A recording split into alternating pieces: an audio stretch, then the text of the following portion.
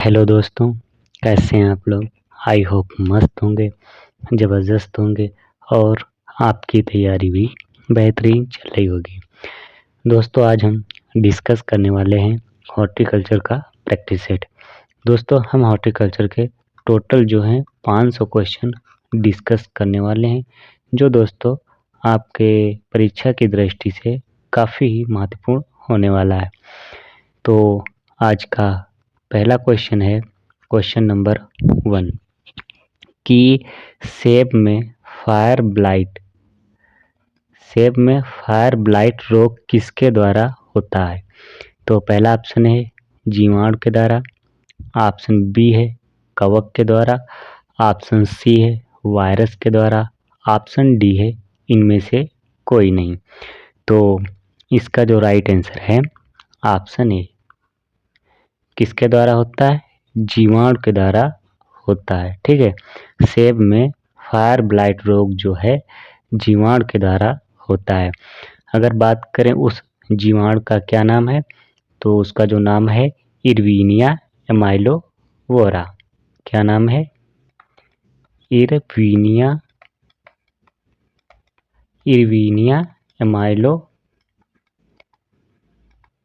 एमाइलोवोरा।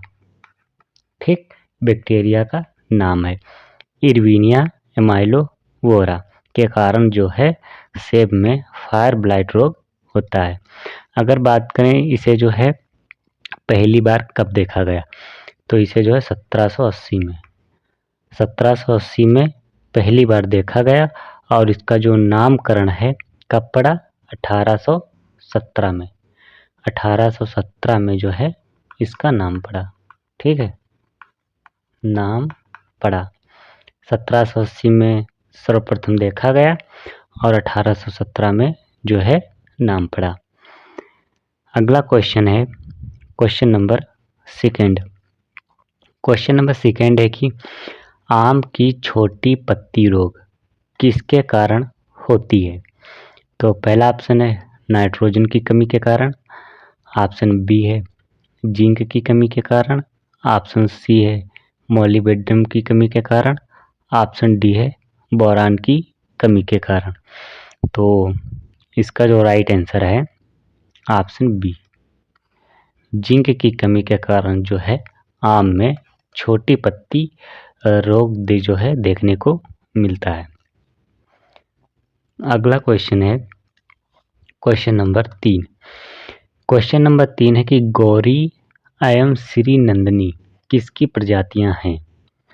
तो पहला ऑप्शन है आलू की, ऑप्शन बी है टमाटर की, ऑप्शन सी है प्याज की, ऑप्शन डी है शकरकंद की। तो इसका जो राइट आंसर है ऑप्शन डी, शकरकंद की प्रजातियां हैं गौरी एवं श्री नंदिनी। अगर बात करें शकरकंद के बारे में, तो इसका जो बॉटनिकल नेम है, बॉटनिकल नेम इसका क्या है? इसका बॉटनिकल नेम है आइपोमिया बटाटा। क्या नाम है?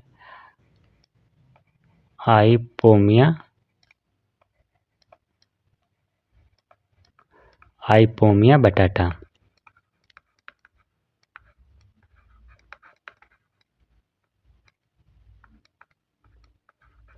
ठीक है, इसका जो बॉटनिकल नेम क्या है? आइपोमिया बटाटा इसका बॉटनिकल नेम है। अगर बात करें इसका कुल, तो इसका जो कुल है कॉन्वोलुलेसी।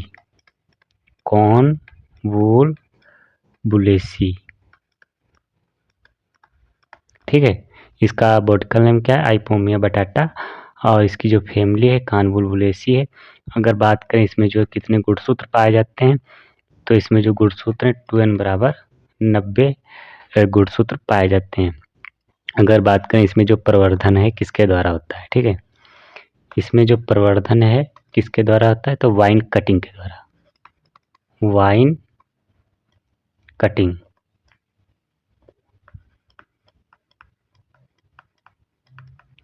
वाइन कटिंग यानी कि इसकी जो तने होते हैं उनकी जो है कटिंग के द्वारा जो है इसमें प्रवर्धन होता है।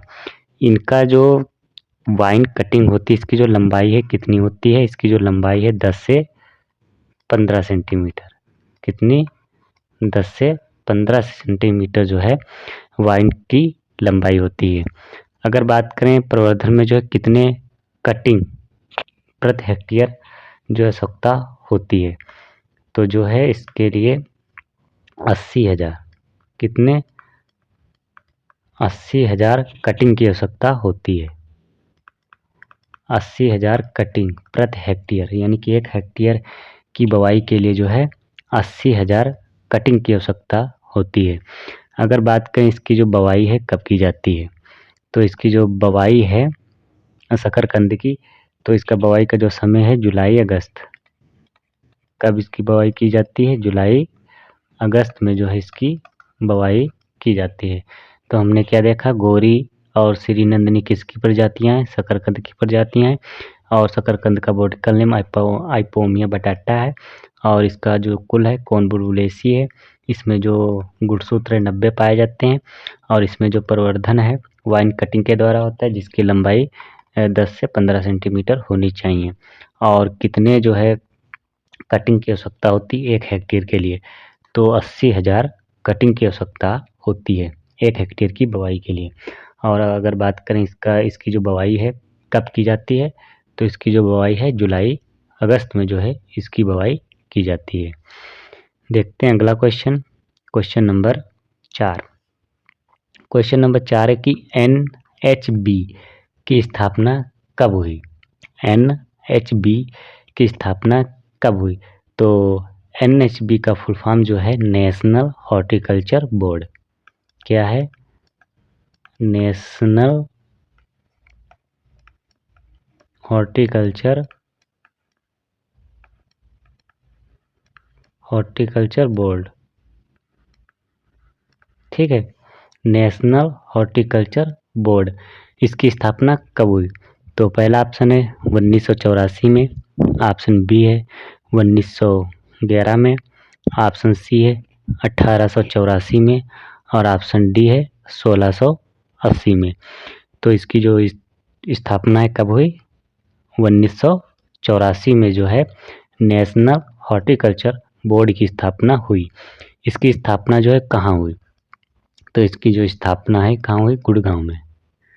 कहाँ हुई? गुड़गांव में, गुड़गांव हरियाणा में, ठीक है, गुड़गांव हरियाणा में जो है नेशनल हॉर्टिकल्चर बोर्ड की स्थापना हुई। कब हुई? 1984 में। अगला क्वेश्चन है क्वेश्चन नंबर 5।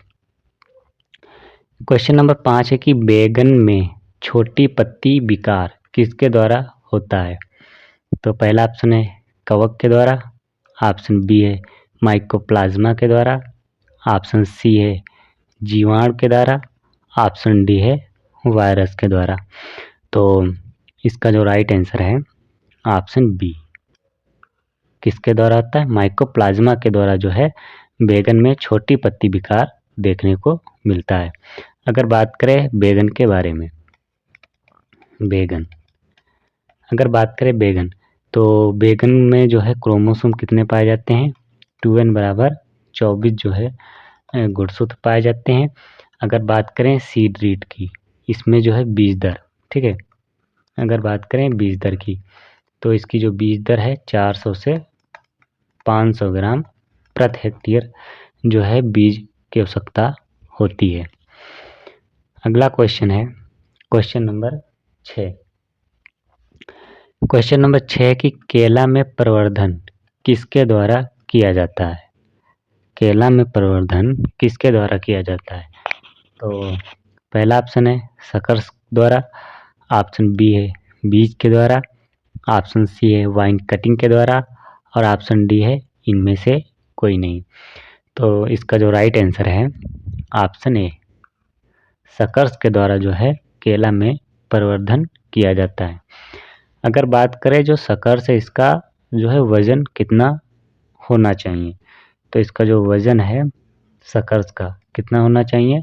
500 से 750 ग्राम, ठीक है, कितना वजन होना चाहिए?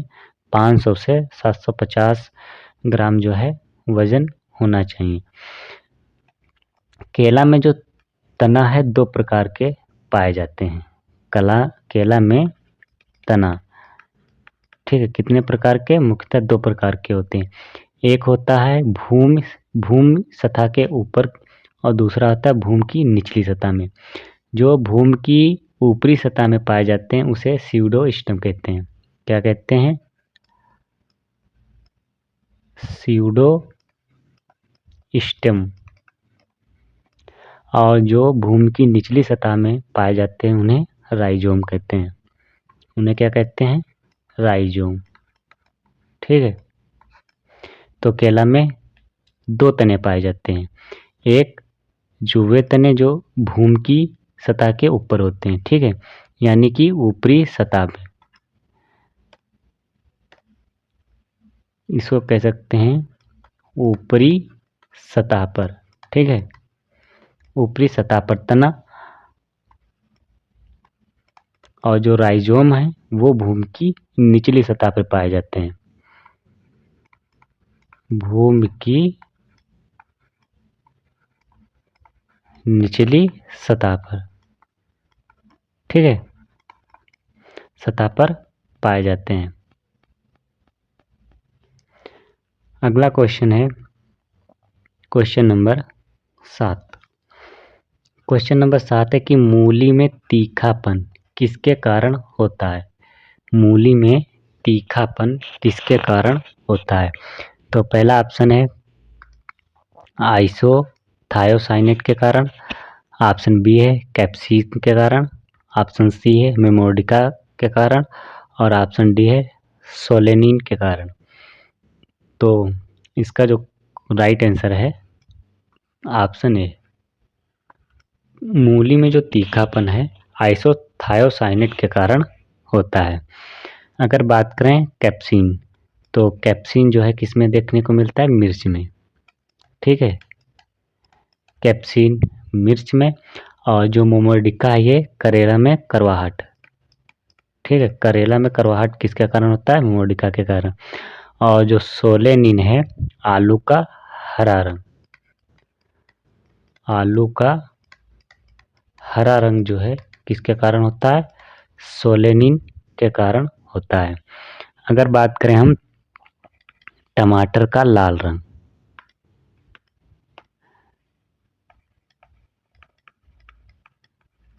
टमाटर का लाल रंग किसके कारण होता है? लाइकोपीन के कारण। ठीक है, किसके कारण होता है?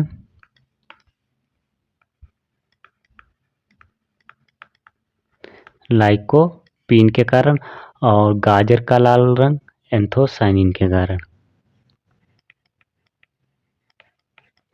गाजर का लाल रंग किसके कारण होता है? एंथोसाइनिन के कारण।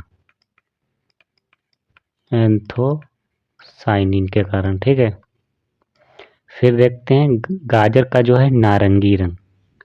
गाजर में जो है नारंगी रंग जो है किसके कारण होता है? गाजर का नारंगी रंग ये जो है कैरोटीन के कारण। किसके कारण? कैरोटीन के कारण। ठीक है, कैरोटीन के कारण।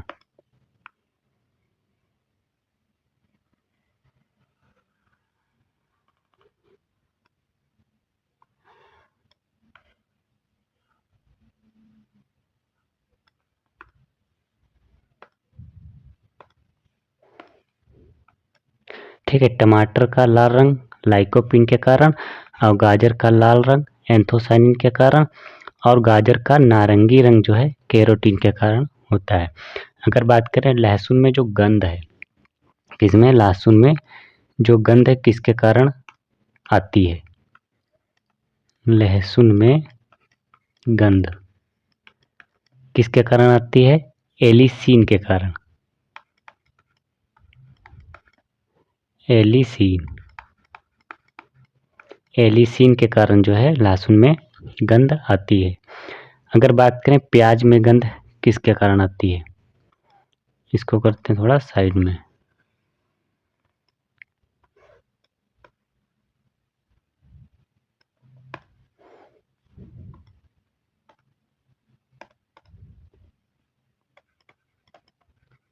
प्याज में गंध, प्याज में जो गंध है एलाइल प्रोपाइल डाइसल्फाइड के कारण, किसके कारण? एलाइल प्रोपाइल डाइसल्फाइड के कारण, डाइसल्फाइड सल्फाइड के कारण जो है प्याज में गंध आती है। तो इसका जो राइट आंसर है ऑप्शन ए, मूली में तीखापन किसके कारण होता है?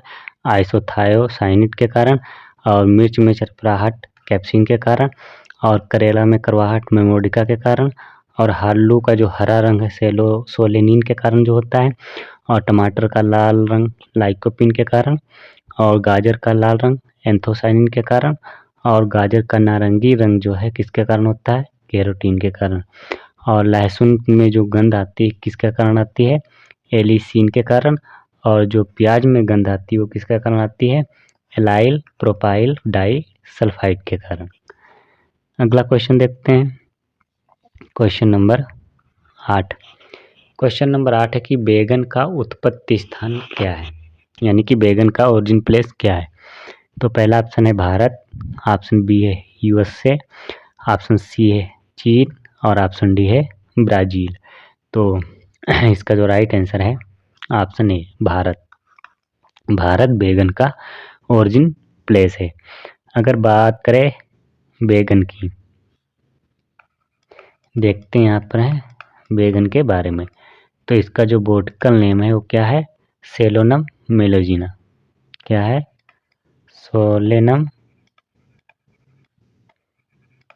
मेलोजिना, ठीक है, इसका बॉटनिकल नेम है। अगर बात करें इसकी फैमिली, तो इसकी जो फैमिली क्या है? सोलेनेसी,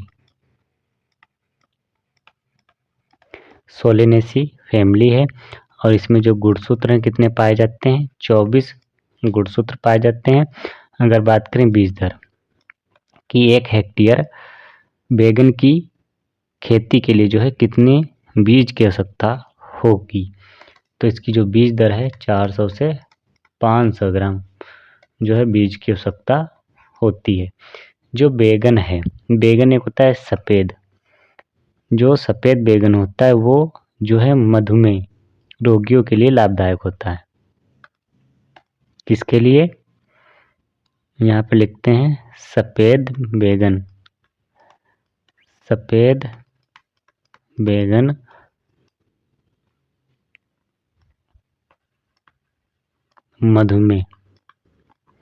मधुमेह रोगियों के लिए जो है लाभदायक होता है, ठीक है, लाभदायक होता है। तो इसका जो राइट आंसर ऑप्शन है, बैगन का उत्पत्ति स्थान क्या है? भारत। अगला क्वेश्चन है क्वेश्चन नंबर 9। क्वेश्चन नंबर 9 है कि IIHR यानी कि Indian institute of horticulture research कहाँ है? तो पहला ऑप्शन है बनारस, ऑप्शन बी है बेंगलोर, ऑप्शन सी है जोधपुर, ऑप्शन डी है लखनऊ। तो इसका जो राइट आंसर है ऑप्शन बी, कहाँ है? बेंगलोर, कर्नाटका में, ठीक है। यानी कि Indian institute of horticulture research centre कहाँ है? बेंगलोर में है। अगर बात करें इसकी स्थापना कब हुई, तो इसकी जो स्थापना है 1968 में जो है स्थापना हुई है। अगर बात करें हम कि ये जोधपुर में कौन सा है, तो जो जोधपुर में है कजरी है। क्या है? कजरी, यानी कि इसका जो फुल फॉर्म है क्या है? Central arid zone research institute. क्या है इसका फुल फॉर्म? सेंट्रल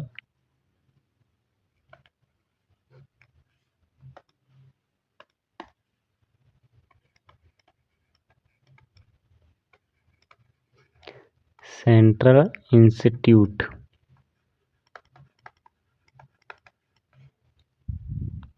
सॉरी, इसका जो है सेंट्रल एरिड जोन है, central arid zone research institute, ठीक है, रिसर्च इंस्टीट्यूट कहाँ है? जोधपुर में। फिर है लखनऊ। लखनऊ में क्या है? लखनऊ में जो है सेंट्रल इंस्टीट्यूट ऑफ सब ट्रॉपिकल हॉर्टिकल्चर है। लखनऊ में क्या है? Central institute, central institute of सब ट्रॉपिकल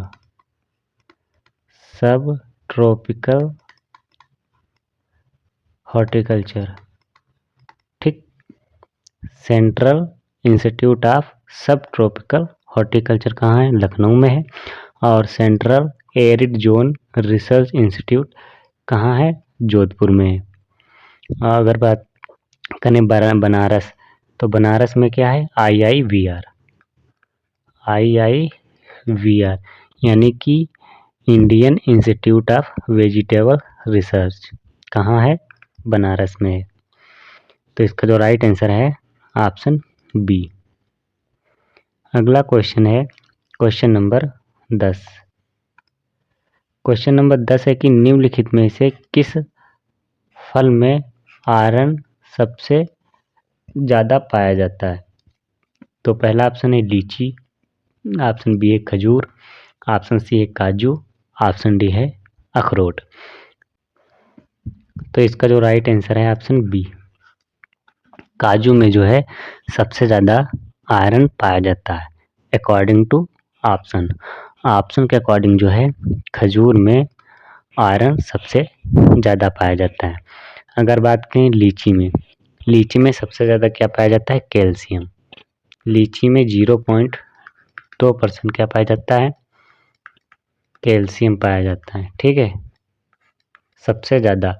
और खजूर में जो आयरन है कितना पाया जाता है? 10.6%। कितना पाया जाता है? 10.6% जो है आयरन पाया जाता है। फिर काजू में जो है सबसे ज़्यादा प्रोटीन पाई जाती है। काजू में 21.2%, 21.2% जो है प्रोटीन पाई जाती है। और अगर बात करें अखरोट, अखरोट में जो है वसा सबसे ज़्यादा पाई जाती है, 64.4%। कितनी पाई जाती है? 64.4% जो है अखरोट में वसा पाई जाती है, ठीक है। तो इसका जो राइट आंसर है ऑप्शन बी, खजूर में आयरन 10.6% पाया जाता है। अगर खजूर अगर नहीं है, खजूर की जगह पर अगर है सूखा करौंदा, तो सूखा करौंदा में जो है सबसे ज़्यादा आयरन पाया जाता है। कितना पाया जाता है? 39। सूखा करौंदा में जो आयरन है 39% पाया जाता है, ठीक है। और जबकि यहाँ पर ऑप्शन खजूर है, तो इसका जो राइट आंसर हो जाएगा ऑप्शन बी खजूर। खजूर में 10.6% पाया जाता है और सूखा करौंदा में 39% जो है आयरन पाया जाता है। अगला क्वेश्चन है क्वेश्चन नंबर 11। क्वेश्चन नंबर 11 की मेटाजीनिया किस फल में पाई जाती है? तो पहला ऑप्शन है खजूर, ऑप्शन बी है अंगूर, ऑप्शन सी है करेला, ऑप्शन डी है उपरोक्त सभी।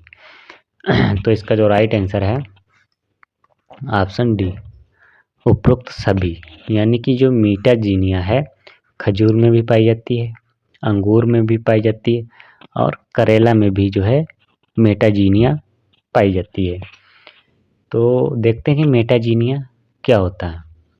मेटाजीनिया, एक होता है मेटाजीनिया और एक होता है केवल जीनिया। मेटाजीनिया और जीनिया यानी कि पराग कणों का भ्रूण पोष पर सीधा प्रभाव, ठीक है। मेटाजीनिया का मतलब होता है कि जो परागकण है, परागकण, ठीक है, पराग कणों का भ्रूण पोष पर प्रभाव, ठीक है। या भ्रूणपोष पर सीधा प्रभाव पड़ता है। ठीक है, सीधा प्रभाव क्या कहलाता है? मेटाजीनिया। और जो जीनिया होता है उसमें क्या होता है? बीज आवरण तथा फल भित्ति पर जो है परागकणों का प्रभाव पड़ता है। जीनिया में क्या होता है? बीज आवरण तथा फल भित्ति पर परागकणों का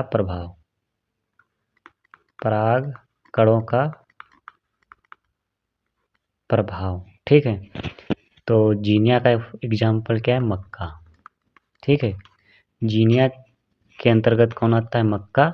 और मेटाजीनिया के अंतर्गत खजूर है, अंगूर है और करेला। ये तीनों जो है मेटाजीनिया के उदाहरण है। ठीक है, तो इसका जो राइट आंसर ऑप्शन डी, उपरोक्त में सभी।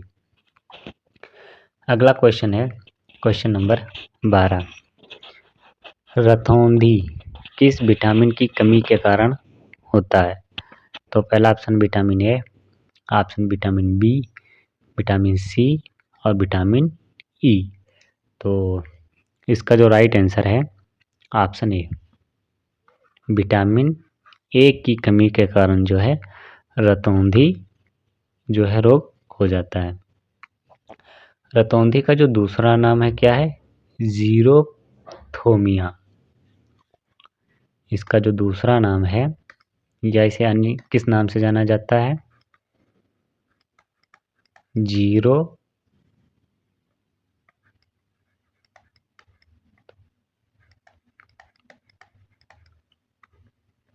जीरोथोलिमा के नाम से भी जाना जाता है। ठीक है, अगर बात करें विटामिन ए के बारे में तो इसका जो रासायनिक नाम क्या होता है? रेटिनॉल। ठीक है, विटामिन ए का जो रासायनिक नाम है क्या होता है? रेटिनॉल। ठीक है, इसकी कमी से क्या रोग होता है? रतौंधी। ठीक, इसका स्रोत क्या है? यानी कि हमें किन चीज़ों में जो है विटामिन ए प्राप्त होती है? तो इसका जो मुख्य स्रोत है वो है आम और पपीता। आम और पपीता में जो है विटामिन ए अधिक मात्रा में पाई जाती है। फिर है विटामिन बी। विटामिन बी का जो रासायनिक नाम क्या है? थायमीन विटामिन बी का जो है रासायनिक नाम है। अगर बात करें इसकी कमी से कौन सा रोग हो जाता है? इसकी कमी से जो है बेरी रोग। कौन सा? बेरी रोग हो जाता है। इसका स्रोत क्या है? यानी कि हमें किन वस्तुओं में जो है विटामिन बी मिलती है? तो इसका जो स्रोत है वह काजू में जो है विटामिन बी भरपूर मात्रा में पाई जाती है। फिर उसके बाद है विटामिन सी। विटामिन सी का जो रासायनिक नाम है एस्कॉर्बिक एसिड होता है। क्या होता है विटामिन सी का? Ascorbic acid. ठीक, विटामिन सी का रासायनिक नाम। और इसकी कमी से जो है स्कर्वी रोग हो जाता है। इसकी कमी से होने वाला रोग कौन सा? स्कर्वी रोग। ठीक है, और इसका स्रोत क्या है?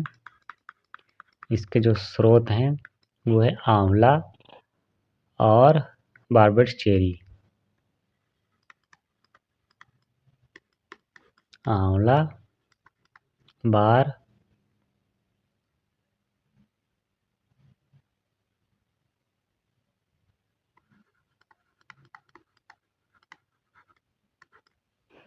फिर उसके बाद है विटामिन ए।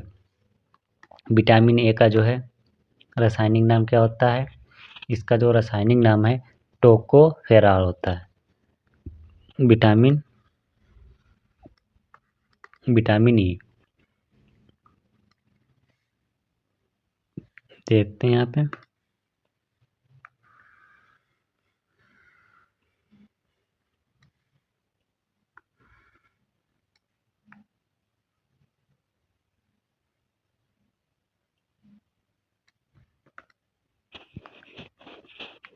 तो देखते हैं विटामिन ई।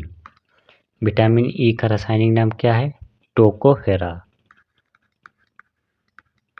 टोकोफेरा, ठीक, इसका विटामिन ई का रासायनिक नाम। इसकी कमी से जो है कौन सा रोग होता है? बांझपन, ठीक है। विटामिन ई की कमी से जो है बांझपन रोग हो जाता है। इसका स्रोत क्या है? विटामिन ए का जो स्रोत है हरी सब्जियां, ठीक है। हरी सब्जियों का जो है सेवन करना चाहिए। हरी सब्जियों का जो है हमें सेवन करना चाहिए। तो इसका जो राइट आंसर ऑप्शन है, विटामिन ए की कमी से रतौंधी जो है रोग हो जाता है। अगला क्वेश्चन है क्वेश्चन नंबर 13 कि आंवला किस प्रकार का फल है? तो पहला ऑप्शन है कैप्सूल, ऑप्शन बी है पेपो, ऑप्शन सी है ड्रुप और ऑप्शन डी है बेलास्टा। तो इसका जो राइट आंसर है ऑप्शन ए कैप्सूल। आंवला किस प्रकार का फल है? कैप्सूल प्रकार का फल है।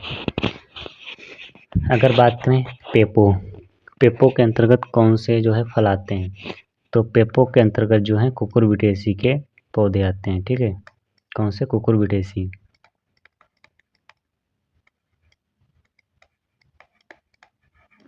कुकुरबिटेसी, ठीक है। ड्रुप में जो है आपको मिलेंगे आम, ड्रुप के अंतर्गत आम, ठीक। फिर है बेलास्ट्रा, बेलास्ट्रा में जो है आपको देखने को मिलेंगे अनार, ठीक है। बेलास्ट्रा में जो है आपको अनार देखने को मिलेंगे, ठीक है। तो इसका जो राइट आंसर है ऑप्शन ए। आंवला किस प्रकार का फल है? कैप्सूल प्रकार का फल है। पेपो के अंतर्गत कुकुरबिटेसी के फल आते हैं, ड्रुप में आम और बेलास्टा में अनार, ठीक। अनार किस प्रकार का फल है? बेलस्टा प्रकार का फल है, ठीक है। या आप इसे कह सकते हैं बेरी, ठीक है। बेरी, बेरी का रूपांतरण जो है बेलस्टा होता है, पेपो होता है, कैप्सूल होता है और तुम्हारा हेस्पेडियम होता है, यानी कि हेस्पेरिडियम और एम्फीसरका, ठीक है। अगला क्वेश्चन क्वेश्चन नंबर 14 कि निम्नलिखित में से कौन सा फल क्लाइमेटिक फल है? आम, केला, पपीता और ऑप्शन डी है उपरोक्त सभी। तो इसका जो राइट आंसर है ऑप्शन डी उपरोक्त सभी, यानी कि आम, केला, पपीता ये तीनों कैसे हैं? क्लाइमेटिक फ्रूट हैं, ठीक है। क्लाइमेटिक फ्रूट कौन कौन से होते हैं? वे फल जो मीठे हों, ठीक है। क्लाइमेटिक फल जो हैं मीठे होते हैं, मुख्यतः क्या है? मीठे होते हैं, ठीक है। और इसके अंतर्गत आपके आम, केला, पपीता, सेब, कटहल और अंजीर, अंजीर ये कैसे हैं? क्लाइमेटिक फ्रूट हैं। अगर बात करें नॉन क्लाइमेटिक, नॉन क्लाइमेटिक,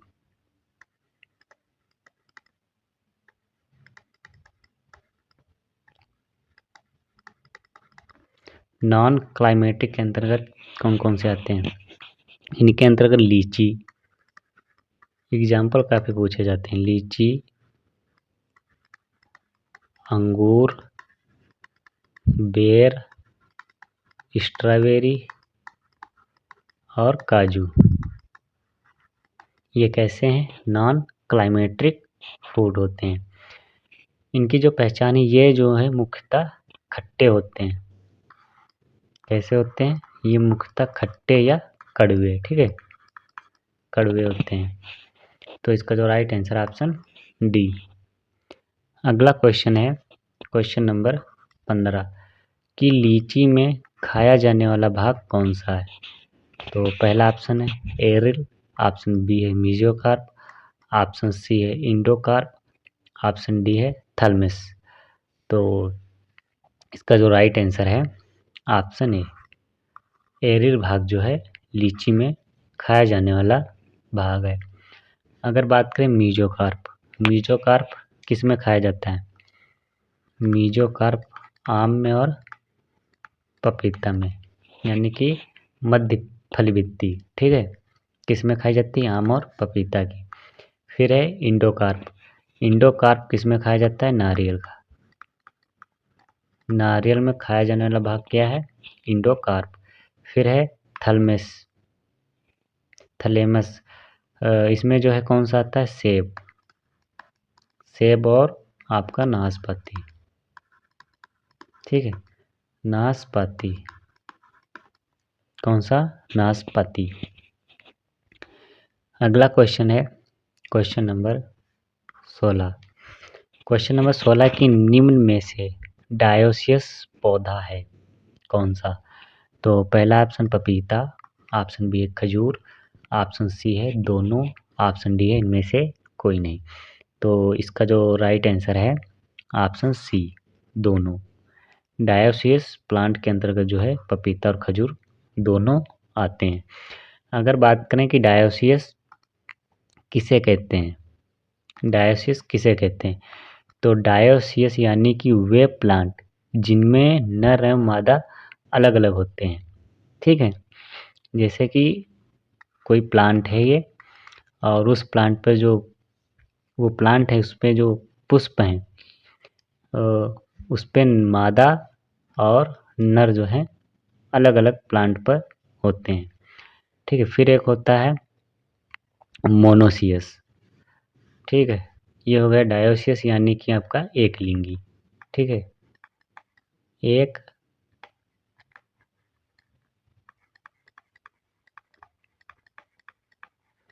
एक लिंगी यानी कि आपके प्लांट पर जो है नर एवं मादा जो है अलग अलग देखने को मिलते हैं।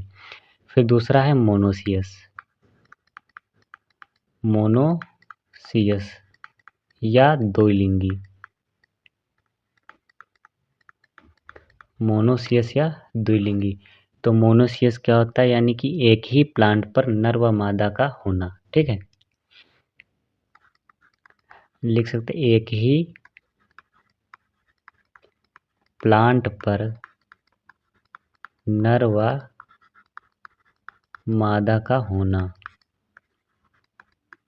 मादा का होना क्या कहलाता है? मोनोसियस या द्विलिंगी। इसमें आपका आता है कुकुरबिटेसी, ठीक है, कुकुरबिटेसी जो प्लांट हैं कैसे होते हैं? मोनोसियस होते हैं। और डायोसियस में क्या होता है? नर जो मादा है अलग अलग प्लांट में होते हैं, ठीक है। और डायोसियस के आपके उदाहरण है पपीता और खजूर, और आपका डायोसियस के अंतर्गत आता है परवल, ठीक है, परवल। अगला क्वेश्चन है क्वेश्चन नंबर 17।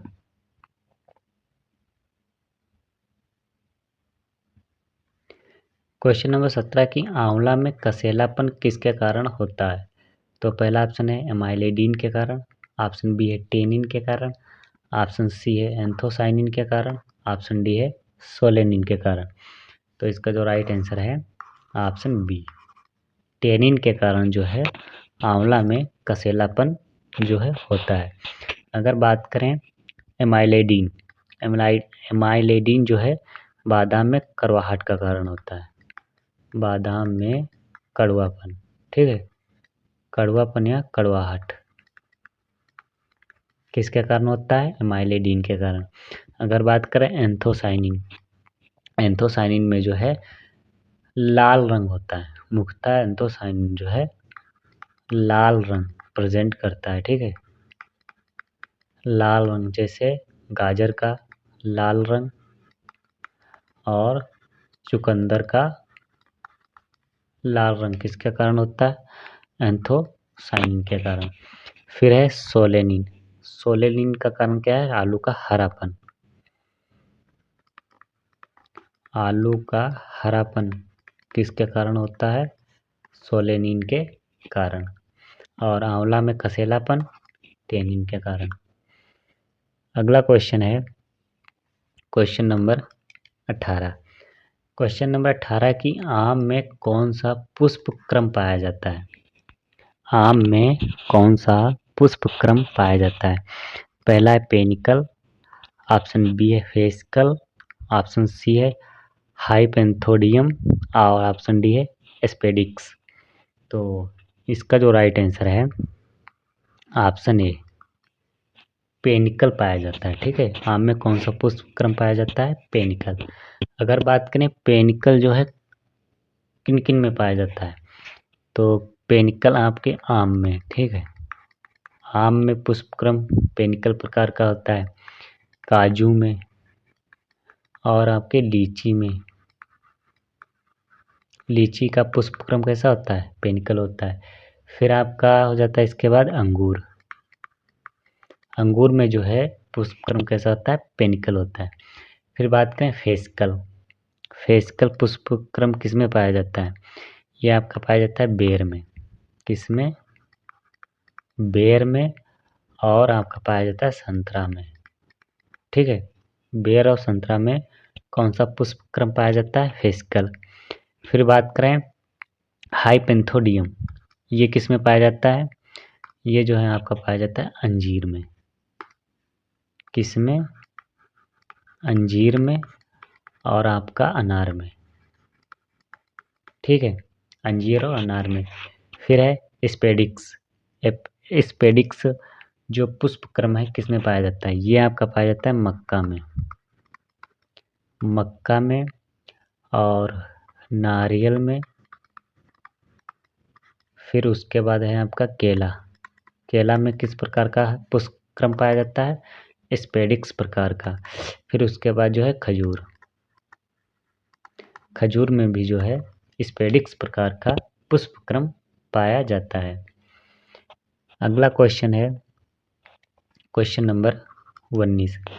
क्वेश्चन नंबर 19 है कि अनार में परागण पॉलिनेशन किसके द्वारा होता है? तो पहला ऑप्शन है हवा के द्वारा, ऑप्शन बी है कीटों के द्वारा, ऑप्शन सी है पक्षी के द्वारा और ऑप्शन डी है इनमें से कोई नहीं। तो इसका जो राइट आंसर है ऑप्शन ए, किसके द्वारा होता है? हवा के द्वारा जो है अनार में परागण होता है। अगर बात करें जो हवा के द्वारा है और किन में होता है, ठीक है, एनिमोफिली, इसे कहते हैं एनिमोफिली।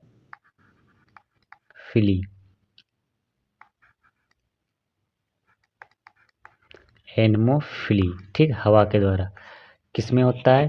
पहली बार अनार में। अनार में जो परागण है आपका हवा के द्वारा होता है।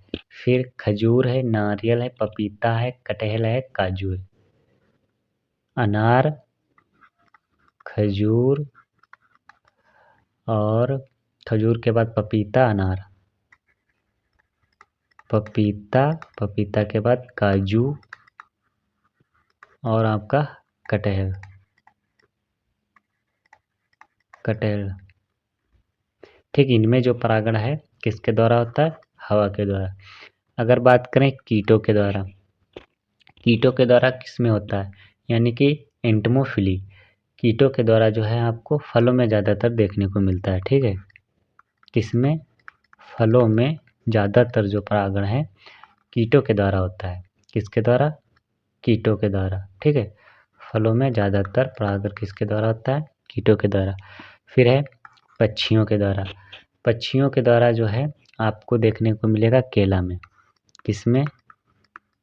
केला में जो परागण है पक्षी के द्वारा होता है और अनानास में। ठीक है, अनानास और केला में जो परागण है किसके द्वारा होता है? पक्षी के द्वारा। और कीटों के द्वारा जो है फलों में ज़्यादातर परागण कीटों के द्वारा होता है। और हवा के द्वारा जो है कटहल में, अनार में, खजूर में, पपीता और काजू में जो परागण है हवा के द्वारा होता है। तो इसका जो राइट आंसर है ऑप्शन ए। और अगर बात करें आम में, ठीक है, आम में काफ़ी पूछा भी जाता है कि आम में परागण किसके द्वारा होता है, तो घरेलू मक्खी के द्वारा। ठीक, किसके द्वारा, घरेलू मक्खी के द्वारा जो है आम में परागण होता है। अगला क्वेश्चन है क्वेश्चन नंबर 20। क्वेश्चन नंबर 20 है कि निम्नलिखित में से प्रोटोगाइनी का उदाहरण है। कौन सा प्रोटोगाइनी का उदाहरण है, तो पहला ऑप्शन नारियल, ऑप्शन बी है अखरोट, ऑप्शन सी है केला, ऑप्शन डी है चीकू। तो इसका जो राइट आंसर है ऑप्शन सी, केला जो है प्रोटोगाइनी का एग्जाम्पल है। अगर बात करें कि प्रोटोगाइनी क्या होता है, प्रोटोगाइनी का मतलब होता है कि पहले मादा भाग का परिपक्व होना। ठीक है, प्रोटोगाइनी का मतलब होता है पहले मादा भाग का परिपक्व होना, परिपक्व होना, ठीक, या परिपक्व होता है, उसे क्या कहते हैं, प्रोटोगाइनी। एक होता है प्रोटोएंड्री, एक क्या होता है, एक होता है प्रोटोएंड्री। ठीक है, प्रोटोएंट्री, प्रोटोएंट्री इसमें क्या होता है, इसमें जो पहले नर भाग परिपक्व होता है, इसमें पहले नर भाग का परिपक्व होना, परिपक्व होना, ठीक है, क्या कहलाता है, प्रोटोएंट्री। देखते हैं इसके एग्जाम्पल। प्रोटोएंट्री में कौन कौन से आते हैं, आपका चीकू, ठीक है, कौन सा आता है, चीकू, फिर आपका अखरोट, अखरोट किसका एग्जाम्पल है, प्रोटोएंट्री का।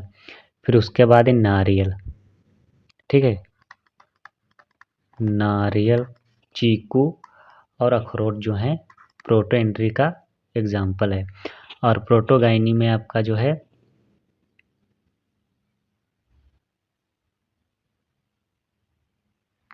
प्रोटोगाइनी में जो आपका है केला, अनार, अंजीर। इस पे लिख देते हैं एग्जाम्पल यहाँ पे, ठीक है, केला, अनार और अंजीर। ठीक है, ये किसके उदाहरण है, प्रोटोगाइनी के। यानी कि सीधा ये है कि प्रोटोगाइनी में जो मादा भाग है पहले परिपक्व होता है और प्रोटोएंट्री में जो है पहले नर भाग परिपक्व होता है। तो इसका जो राइट आंसर है ऑप्शन सी, केला किसका उदाहरण है, प्रोटोगाइनी का। तो दोस्तों ये थे आज के 20 मोस्ट इम्पोर्टेंट क्वेश्चन जो दोस्तों एलटी ग्रेड के लिए, एफओ मेंस के लिए और राजस्थान एग्रीकल्चर सुपरवाइजर के लिए काफ़ी मोस्ट इम्पोर्टेंट हैं।